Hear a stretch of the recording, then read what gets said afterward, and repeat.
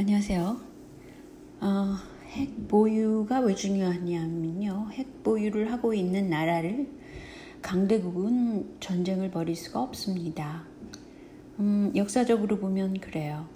그런데 2019년 1월달, 그러니까 작년 1월달에 주일 미군 사령부가 북한을 핵 보유 선언국으로 규정했습니다. 그 당시에 핵무기 보유량이 15개 이상이라고 그랬는데 이게 뭐 20개인지 아닌지 그거는 잘 모르는 상황이죠. 그런데 그래서 동아시아의 3개 핵 보유 선언국이 북한, 중국, 러시아입니다. 이 경우 북한은 어느 다른 주변국, 강대국으로부터 공격을 받지 못합니다. 그런데 이 당시 폼페이오 미 국무장관이 그 미국의 궁극적인 목표는 미국 국민의 안전이라고 언급했습니다. 그것은 어쨌든 그 북한이 핵무기로 공격할 경우에 뭐 알래스카뿐 아니라 뭐 샌프란시스코까지 갈 수 있지 않느냐, 뭐 하와이는 물론이고 뭐 이런 걱정을 할 수밖에 없는 상황인 것이죠. 이게 현실이라는 겁니다. 그래서 제가 볼 때는 한국에 있는 우파 그 스피커들도 좀 더 국제 정세를 좀 알았으면 좋겠습니다. 그래야만 뭐 우파가 혹시라도 집권을 하더라도 상황 판단을 할 수 있지 않겠어요? 근데 짐 로저스는 남북한 통일에 대해서 상당히 긍정적인 분이고 투자자로서 그 통일 한국에 대한 기대를 엄청 하게 하는 분이고요. 심지어는 금강산 산업 이사로 선임됐다고 그러죠. 이때가 2018년입니다. 근데 공교롭게도 삼성증권에서 글로벌 인베스트먼트에 대해서 얘기했을 때 이분을 초청했다고 그래요. 여러분도 아시지만 북한에는 세계 최대의 히토류를 보유하고 있다고 합니다. 그것은 한국의 대기업에 특히 삼성전자 같은 데서 필요한 자원이 북한에 있다는 것이에요. 때문에 북한을 오픈하게 되면 한국의 대기업은 상당히 그 플러스 요인이 되는 것입니다. 근데 이제 이것을 만약에 트럼프가 북한을 오픈한다. 그 이전에 서로 북미 연락소 설치를 모색하겠다. 이게 이제 교토통신이 최근에 발표한 것입니다. 그래서 많은 사람들이 이것이 긴가민가 하고 지금 그러고 있는데요.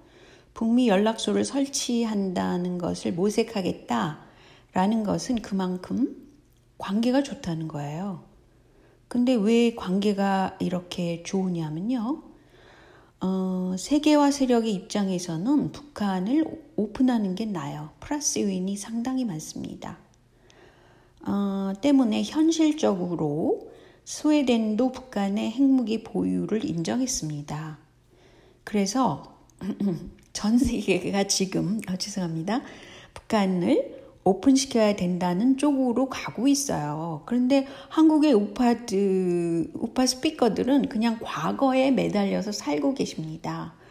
그러니까 뭐 종교적인 이유도 그렇겠지만 북한을 그냥 적국, 악마화 이런 거에 익숙하게 만든 것은 과거의 개념이었거든요. 근데 70년이나 지난 현재의 시점을 못 보고 있는 것입니다. 현재의 시점이라는 거는 미국의 입장에서는 중국이 너무 앞서 나가니까 기술 굴기, 군사 굴기 이 문제가 있는 것이에요. 그래서 미국을 위시한 그 서방 국가에서도 이것을 두고 볼 수만은 없는 입장이라는 것입니다. 적어도 중국에 대응할 만한 그런 군사력을 갖고 싶어 하는 게 서방 세계의 입장이고, 뭐 아무튼 그렇습니다. 근데 최근에 이런 사진을 북한에서 공개했어요. 이 렉서스를 타고 있는 김정은. 뭐 상황 판단이 되시는지 몰라도 이것을 처음 볼 때는 아니 인민들은 굶어 죽어간다 그러면서 김정은은 맨날 이렇게 너무 잘 사는 거 아니야? 뭐 이렇게 하시는 분도 있지만 그 채널 A에서는 그런 쪽으로 포커스를 맞췄더라고요. 근데 제가 볼 때는 김정은은 일본과 협상을 하고 싶어 한다. 이 사진을 통해서 저는 그런 걸 느꼈거든요.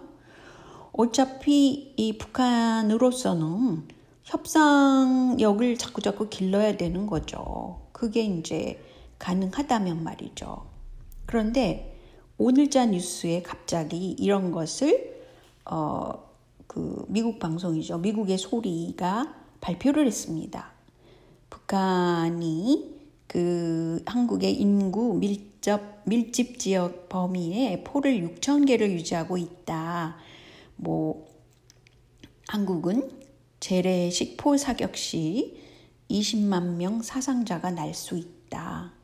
1시간 만에 서울에서 13만 명 사상자를 예측할 수 있다. 이런 걸 발표를 했어요. 이것은 말이죠. 생화학 무기를 제외한 수치입니다. 근데 지금 북한에서는 그런 식으로 약간 위협을 주고 있어요. 근데 이게 무슨 문제가 있느냐. 물론 한국은 미리 이것을 알고 세종시로 서울을 행정도시로 하겠다. 그랬는지는 모르겠습니다. 제가 그 속사정은.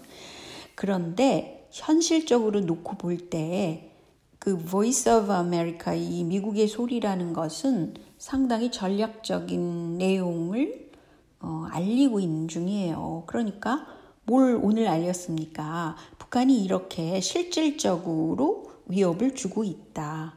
그런데 핵무기를 보유하고 있다. 그럼 뭐가 되겠습니까? 한국 사람들은 이것이 현실 문제로 인정을 해야 된다는 것이죠. 첫째로 인정을 해야죠. 이거는 보수적인 우파도 그렇고 좌파도 그렇고 그렇습니다. 있는 현실을 일단 인정을 해야죠. 그 다음에 어떤 협상력을 기른다든지 자기가 갖고 있는 생각을 바꾼다든지 이런 과정이 있겠죠. 그렇지 않겠어요? 트럼프는 계속해서 자기가 재선이 될 경우에 북한과 빨리 협상할 것이다 라고 얘기를 했습니다. 그런데 이제 제가 다음 동영상에서 언급을 하겠지만 지금 이게 짧아서요. 삼성전자라는 기업은 말이죠. 그 세계적인 다국적인 기업입니다. 그리고 미국 보수당과 상당히 가까운 기업이에요. 그러니까 세계화 세력입니다. 그냥 그 삼성이라는 존재가. 때문에 이 문재인 정부가 껄핏하면 그 삼성을 비호하는 말을 상당히 많이 했잖아요. 이제껏. 그 이유는 그 세계화 세력이 지금 집권하고 있기 때문에 그래요. 그래서 어쨌든 북한을 오픈하는 경우에 왜 이게 미국에 좋으냐면요. 트럼프 입장에서는 그 중국을 견제할 수 있는 능력을 통일한국이 가질 수 있기 때문입니다. 북한은 사실은 경제학적인 입장에서 볼 때는 인적 자원이 훌륭합니다. 왜냐하면 교육된 인구가 있기 때문에 그래요. 그리고 지하 자원이 풍부합니다. 그 중에서도 희토류, 현대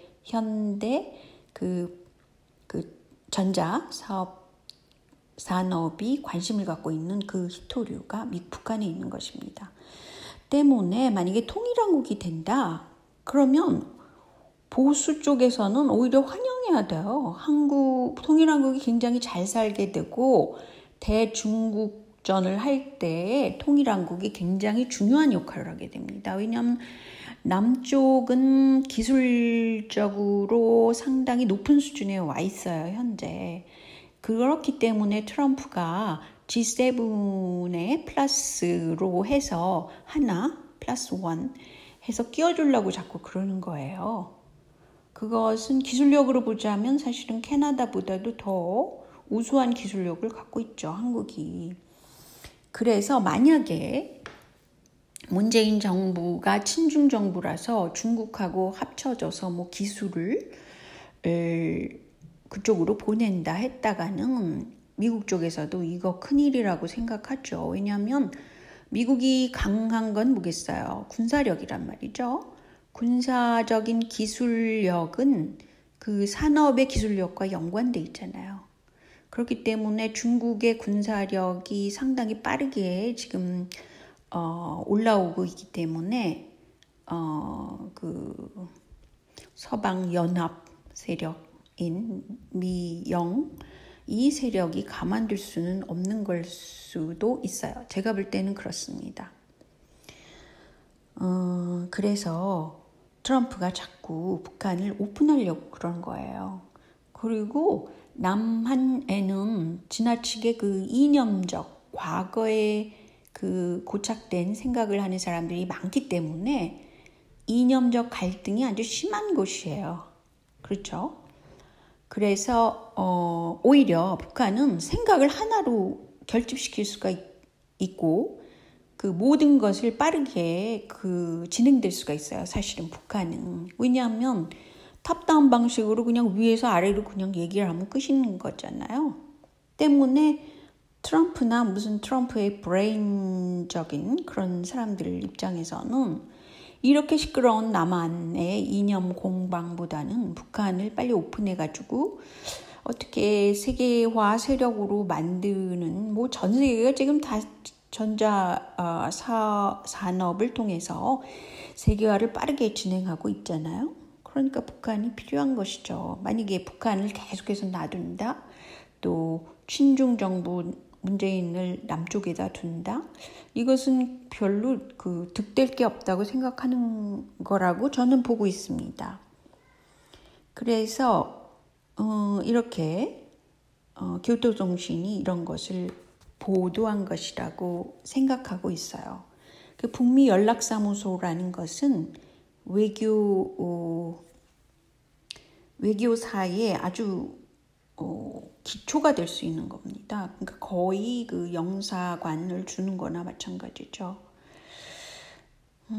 그래서 그렇고요. 그리고 또 한 가지는 북한에서 그 3대 생필품이 뭐냐? 밀가루, 식용유, 설탕이라고 그래요.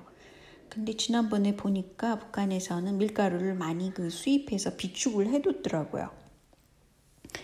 근데 설탕을 항상 김정일 위원장 당시 때도 보니까 하나의 선물로 그렇게 가가호호 내주고 그러는 풍습, 관습이 있더라고요. 근데 그때도 제가 왜 설탕을 그렇게 주냐고. 왜냐하면 설탕을 먹으면 뼈가 약해지잖아요. 그래서 오히려 우유가루라든가 이렇게 실질적인 건강에 도움이 될 수 있는 거를 줘야지 이상하다고 저는 생각을 했었거든요. 근데 아직도 이것은 계속 3대 생필품이라고 그러네요. 근데 보통 가정에서는 설탕이 중요한 요소가 될 수도 있습니다. 저는 설탕을 하나도 먹지 않은 사람이거든요. 그래서 이런 거는 이해가 잘 안 되는 부분이에요. 그래서 보통 북한 사람들의 건강을 위한다면 오히려 우유가루라든가 뭐 이런 걸 줘야 된다고 생각합니다. 자, 여기까지만요. 안녕히 계세요.